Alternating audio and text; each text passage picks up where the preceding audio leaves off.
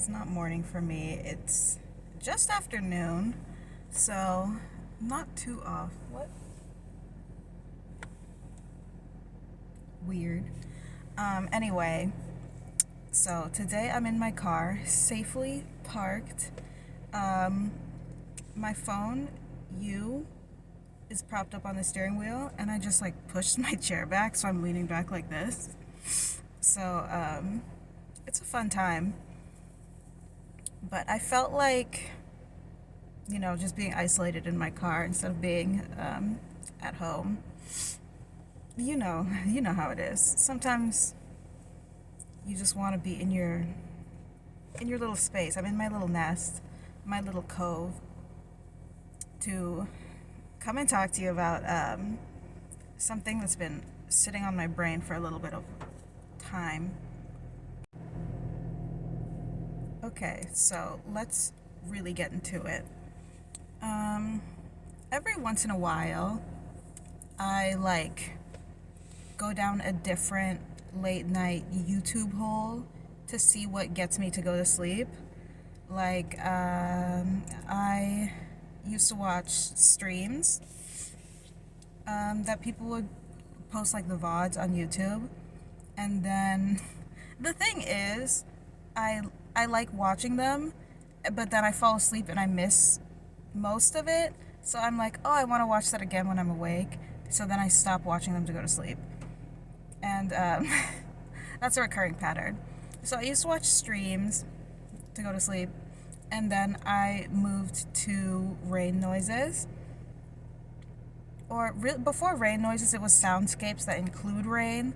I would watch You're a Princess in a Carriage, and we're going down the street. There's cobblestones, and it's raining, and there's candles crackling. Or it's you're in a castle, there's a fireplace going, it's raining outside, etc. I've watched the ones that are it's raining outside and someone's playing old music in another room. Or there's one really great video that is driving down a highway while it's raining. And it has the video someone had a dash cam. And it has a slightly blurred video. So it's dark, it's raining, and there's the lights from the cars. That one is it really makes me feel like I was 6 years old. That one's great.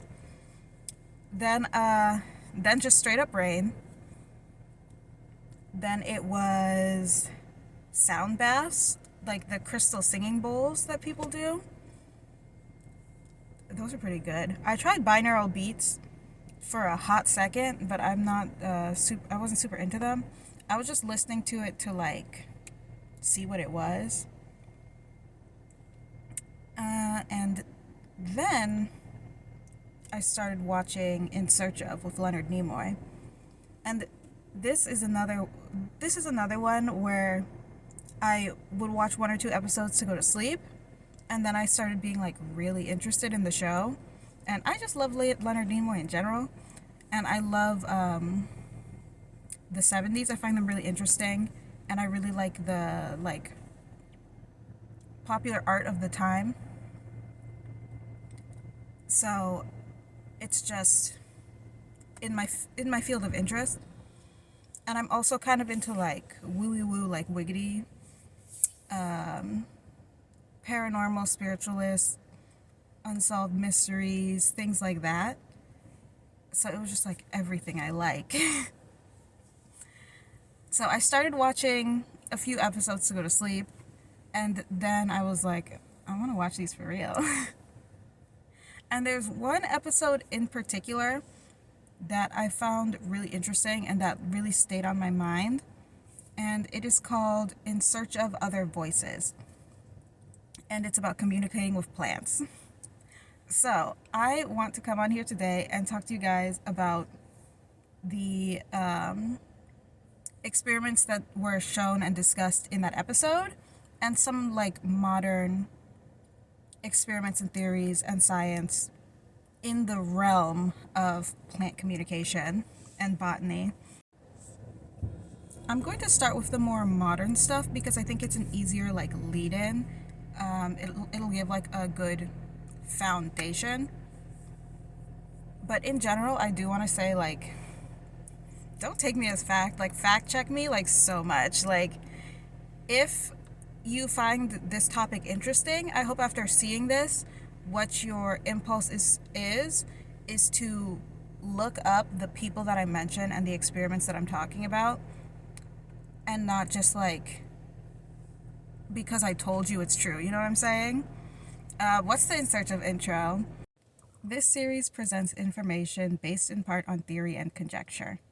The producer's purpose is to suggest some possible explanations, but not necessarily the only one to the mysteries we examine. That's what they say. And that's what I'm going to say. So this episode, Other Voices, was all about, is it possible for us as human beings to communicate with plants? Okay, very interesting. So there's research that says that plants like communicate with their environment. They have their own senses and like way of interacting with the world, you know, as all living things do. There is a researcher, Richard Carbon, who was looking into how plants communicate through volatile chemicals in the air or through chemicals that exude out of their roots in the ground. So, for example, a tree that's infested with bugs will send out a volatile, they're called volatiles, but it's not like, don't think that they're dangerous to like you or me if you're walking around.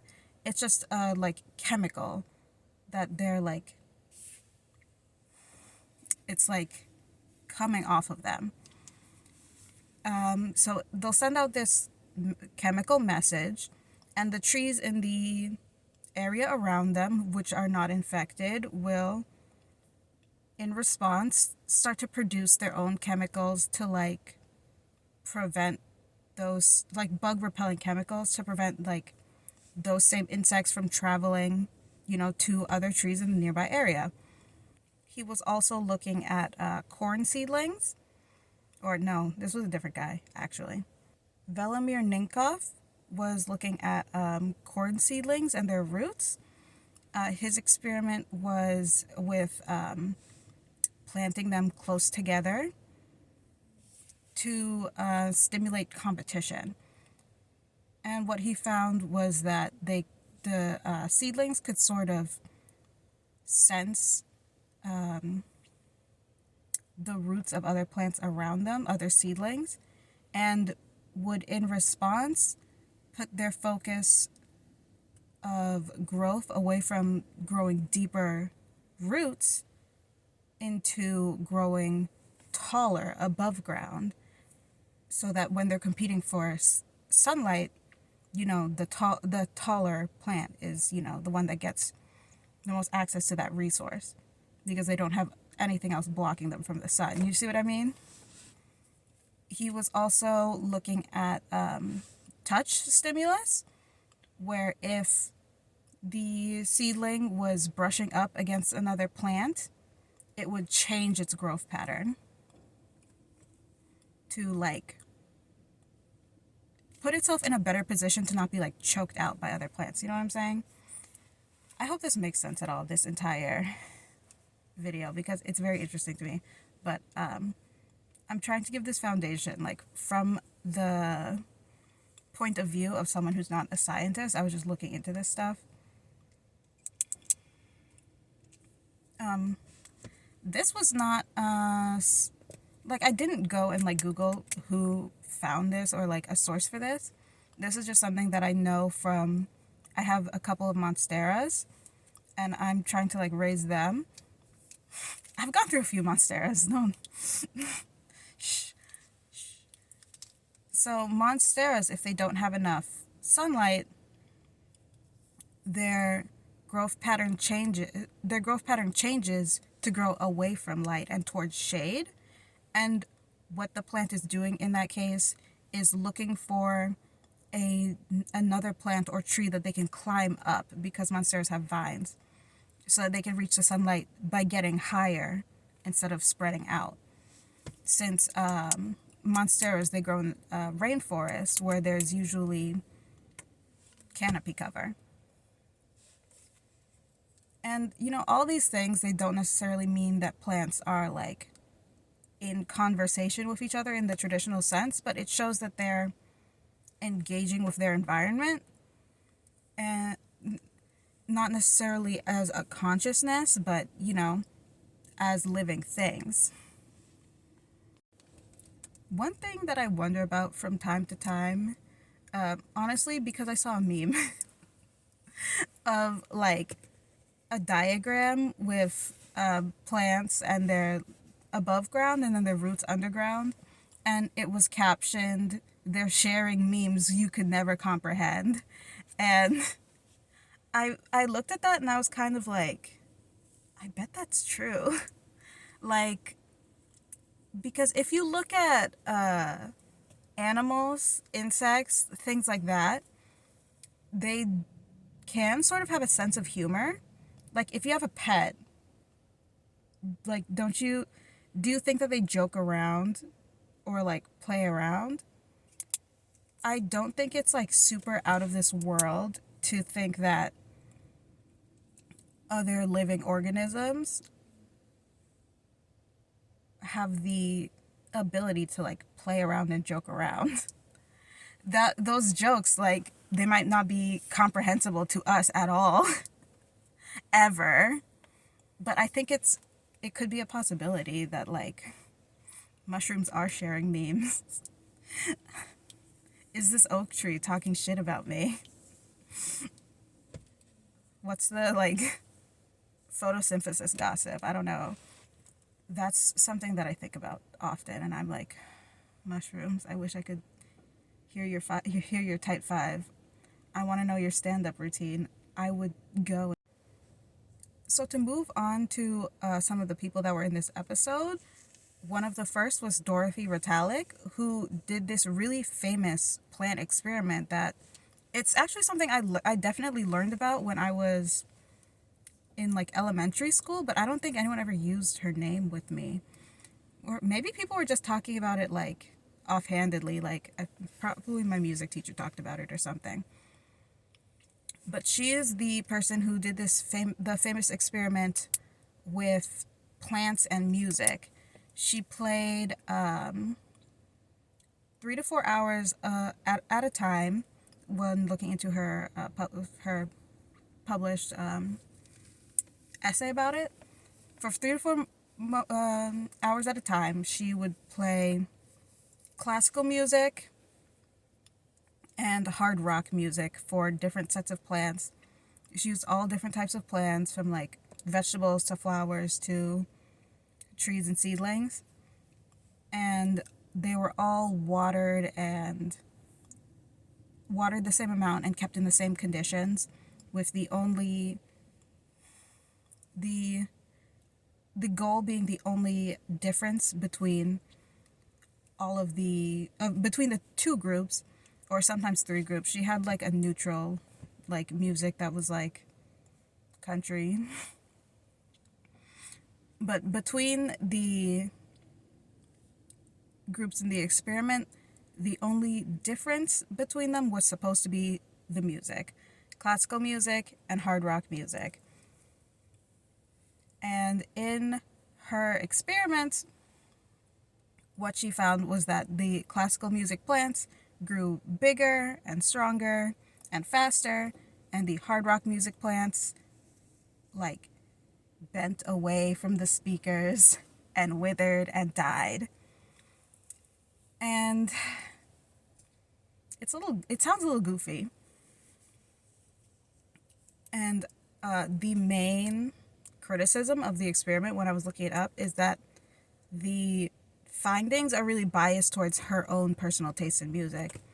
And even when she was talking about the experiment in the show, she was saying oh, I've always loved classical music. She herself is a musician, and she finds harsh music really irritating and draining. And put a pin in that because I'm going to circle back to it. So it was interesting to see the originator of that experiment talk about it in person and see the findings, but I don't think they're super compelling because they do suit exactly her taste in music. But again, we're going to circle back to that. Who I thought was really, really compelling, even though this is arguably more goofy. Oh, but I love this guy. Cleve Baxter, which is not spelled how you would imagine it was spelled, is a polygraph expert who has worked with the CIA doing polygraph testing. And he did an experiment where he hooked up plants to polygraph machines.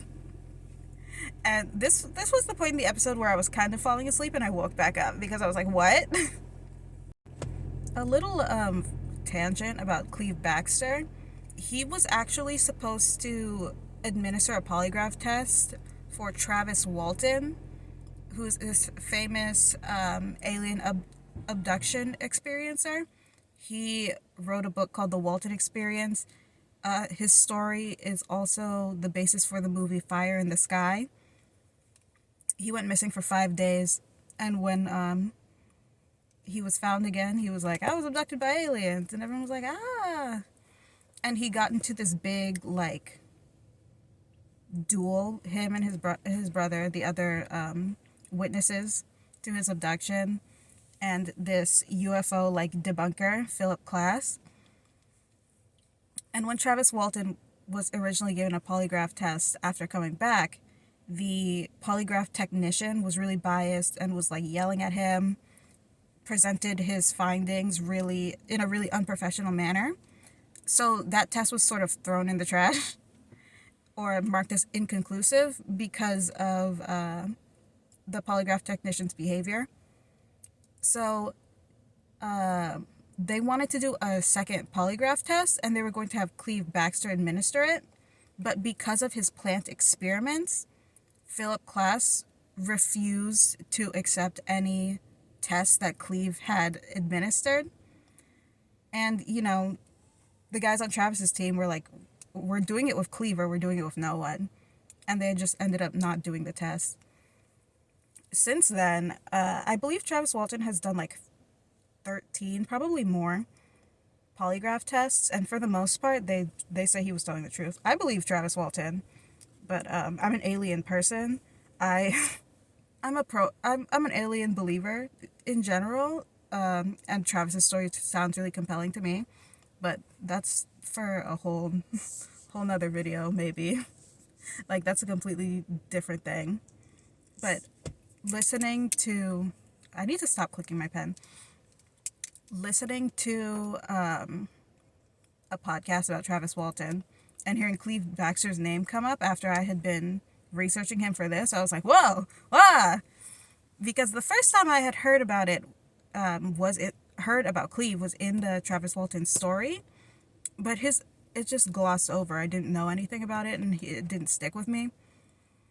And when it said he was, Philip Klass didn't want to have him do the test because he believed plants had feelings, I was like, oh yeah, I get it. But then after doing this research and seeing his experiment, and I find it kind of compelling, but it is wooey woo. And then going back and hearing him being not allowed to do this polygraph again, I was like, whoa. Well, I mean, you could have looked deeper into his research, but I get it. If someone tells you they think plants can feel when you love them, they might be like, you're not great for law enforcement. So what Cleve does in his experiments is he will hook a plant up to a polygraph machine which will never not be wild to me. It's so funny. And then he will take a scalpel and sort of like scratch the upper layer of his skin. Not to do too much damage, but to cause sort of like a little bit of pain. And he shows how when he... first he tries cutting himself and the polygraph doesn't react. And then what was really the compelling part to me is he asks one of the staff members from In Search Of to do the experiment. He's like, I've done this so much, this plant probably, it like doesn't care about me. So he has one of the staff sit down, and immediately the polygraph starts going crazy. And when he like cuts her, it does react. So his sort of way of viewing this is that it's like if you're watching a horror movie, it's not like the like scary things aren't like happening to you, but you still get kind of like scared. But by the end of the episode, I was sort of thinking like, is that the plant's own quote unquote feelings, or is that like an amplification or like a conductor for the feelings that the staff member was experiencing? And why that like came to mind is to go back to Dorothy Retalic's experiment. All of the plants, musical preferences were in alignment with her own preferences. So is it that it's their individual preference, or is it her preference which is being amplified or like repeated in the plant? You know what I'm saying? Like it's her energy being recognized through the plant. But I would recommend specifically watching Cleve Baxter's experiment because it's super fun. And they are all in general woo-woo. Like both Dorothy and Cleve believe in ESP and that extrasensory perception. I used to think ESP meant extra special powers, but it does not. Anyway, and that was like a bit more accepted in science in the 70s because people were researching it. They were looking into it, and now it's sort of like generally considered to be like not real, or it's more in line with like paranormal. Even if you like believe it as a scientist, that's like a personal belief, not like a scientifically proven fact or experience. You know what I mean? Another one of the experts who honestly his experiment is much harder to explain to me. It's like more difficult for me personally to understand, is Kendall Johnson, and he is a student of Thelma Moss. And these people also into ESP. Like in the 70s, people loved psychics. Anyway, they were looking into Cryllian photography, otherwise known as electrical photography, which is basically aura photography. So it's iffy, you know, like it's a little iffy. What you do to take a Cryllian photograph is you have like an electrical plate, and you put an object down and a undeveloped sheet of film, and then you spark the object, and on the film you can see like a corona like burst of aura, like woo, shwee, like a halo around it. And they're really cool. You can do it with like coins, you can do it with plants, you can do it with body parts. Like you could take your finger. For people you don't add an electrical spark. What they have you do is you like shuffle your feet on a carpet, and then you put your hand down. That should be enough electricity to create a Kryllian photograph. It seemed like a lot of fun, and I would like to do it. But it's also one of those things like that could be just like normal electrical like radiation, like a regular like energy like heat signature. You know what I'm saying? Not necessarily like, oh, here's your spirit shining out of your body. And that's kind of why it's debated among people. But in Kendall Johnson's experiment, what he would do is take a regular Kryllian photograph of the plant, note, the specific shape and color of its aura. Well, not the color. That was not a part of it. Just like, what it looked like. Then scratch it and take another aura photo, and it would be somewhat like diminished. Then they would have someone who has a reputation for being really good with plants come and just touch the leaf that had been injured. And then they would take another photo, and what he would see is that the halo or the aura of the plant was much larger or brighter. And it's like, that's cute. That's cool. That is, I feel like I can use that information to support my theory of plants as emotional conductors, if that is what I wanted to do. Like, if I was writing an essay and my thesis was plants as emotional conductors, I would say Dorothy's plants don't like rock and roll because she doesn't like rock and roll. Cleve's plants are recognizing his test subject's emotions, and Kendall Johnson's plants are exploding with human life force after being touched. In conclusion, etc., etc. That would be my little paper.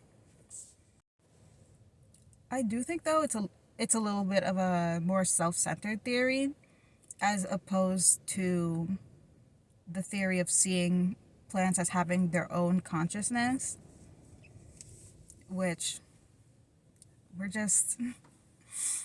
I accept that criticism from myself. I'm just throwing spaghetti at the wall. But one thing I didn't look into too deeply, because it's very woo-woo, is people attempting to talk to plant spirits telepathically, which is something... There's another UFO experience person. I forget her name, but she did a lot of telepathy with plants, allegedly. And when people say they do it and they talk to their plants and they tell them messages telepathically, I'm like, okay. I like listen, and I don't like I don't tell them to shut up or that they're wrong. I'm like, I believe that they believe that, and I'm open to it. In theory, as a thought experiment, I'm open to it. I'm too shy to try to talk to my own plants. But I didn't want to get too deep into that, because it's so like, it's such a step above. It's like plants communicate with each other. We can communicate with plants. We can telepathically communicate with plants. Like, it's just so like far above in like woo-wee factor or like weirdness factor. And I'm into that. I'm into fun, like spiritual things, like weird paranormal stuff. But I'm not gonna tell you what to believe. But I do think it's interesting, and I have seen like those TikTok videos where a lady will be talking to her plants and she'll be like, "Oh, give me a kiss." And the like wind will blow and the plant will like touch her lips. That's so amazing to me. I believe that person. But I don't know about tele telepathically communing with plants myself. I don't know. But if that is something that someone is interested in doing, don't pay anyone to try to learn how to do it. Don't do that. But there's no harm in like Googling it, reading through a guide, and like then going and sitting next to your houseplant and like caressing it, talking to it, trying to like pick up signals. Like, fun way to spend an afternoon. Go ahead. Okay, I think that's probably going to be it for me. I hope this video was interesting or at least followable. Anyway, if you like me, tell a friend. If you don't like me, tell an enemy. Comment in the comments if you have tried to talk to your plants. And also, I did see a few YouTube comments in my research of people saying like, "Oh, my plants love rock and roll music." So if you play music out loud in your house and your plants love it, let me know in the comments. I hope this was fun and interesting to people, and that you feel inspired to either watch In Search Of or go and Google some of these things that I mentioned, or just like sit and think and daydream and open up your mind, have a thought experiment about these things, and have some fun.